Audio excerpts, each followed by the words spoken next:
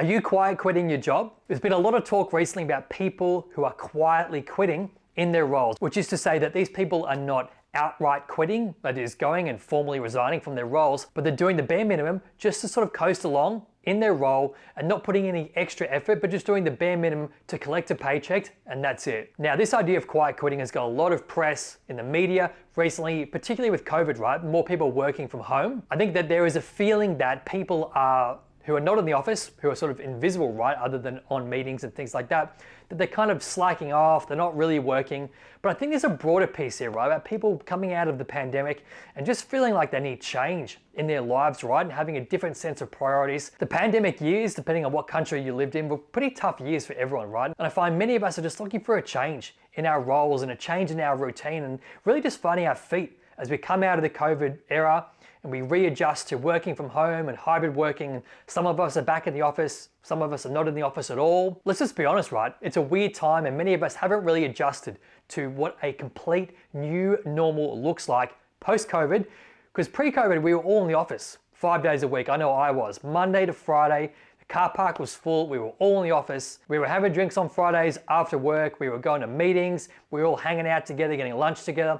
Those days are sort of gone, right? At least for the company that I work for now, no one is in 5 days a week, or at least the majority of people are not. So there's a real stigma sort of brewing around people who are working remotely, and the assumption that many of these people are maybe not actually functioning to their highest level of productivity than they would be if they were in the office full time. But I also think there's a piece here around our culture and our society that is capitalist, right? Really just kind of fetishizing hustle culture and grind culture. And if you're not visible, if you're not seen, then you're doing nothing. Which I actually don't think is true, and I also don't think it's fair. Many people have really loved the flexibility that comes with working from home that would never have really come around at this scale if it wasn't for the pandemic. And there are plenty of people who can fully function to their highest productivity level at home. In fact, many of us are actually more productive at home than if we were in the office 5 days a week. I know for me personally, man, going in 5 days a week, even before the pandemic, I was exhausted. End of the week comes Friday, I'm done. Fried, mashed potato, KFC brain, forget about it. I personally love the change of being in the office, getting that face time, having meetings, workshops, collaborating, having just banter with the team and building that relationship. But I also love my home time. Here I am, I can work on my YouTube channel, my lunch break, and after work, I've got all this extra time to get things done.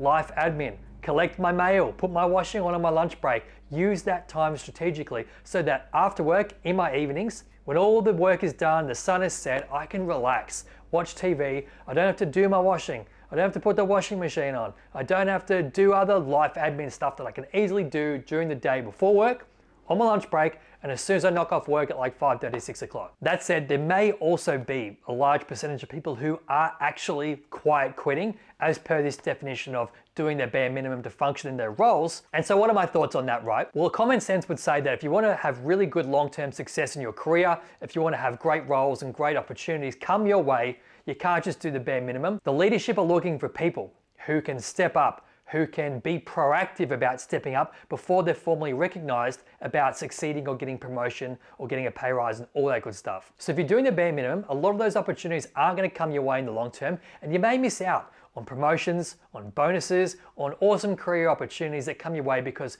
you're doing the bare minimum, but also the leadership and your wider team, they're very aware that you're not putting in the effort required to really excel in your role and deliver great results and great impact in the business that you're working for. But I'm not here to judge and say that you should be working harder, because I really think that balance is the most important thing in your career, especially if you want to have long-term success and meaningful success in your career.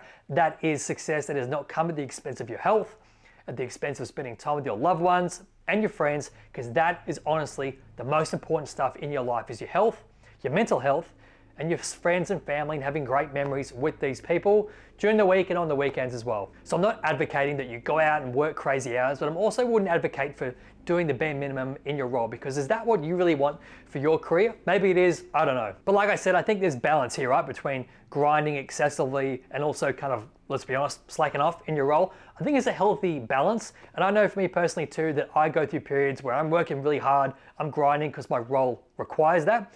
But also there are times where after that crazy period, I might pull back, right? Put on the brakes a bit, coast for a little bit, keep the lights on, but then get back into gear and keep moving forward and driving all my key projects to fruition. This is Will Vaughan from Your Career Master. We're talking about quiet quitting. I'd love to know your thoughts, right? Put them in the comments below. If you've got any questions, any thoughts, any feedback on this topic of quiet quitting, or someone that you know that you think is quiet quitting, we'd love to hear your thoughts and also just your opinion on this topic in general. If you like the video, don't forget to hit subscribe. More videos coming out each and every week, and I'll see you in the next video. Cheers.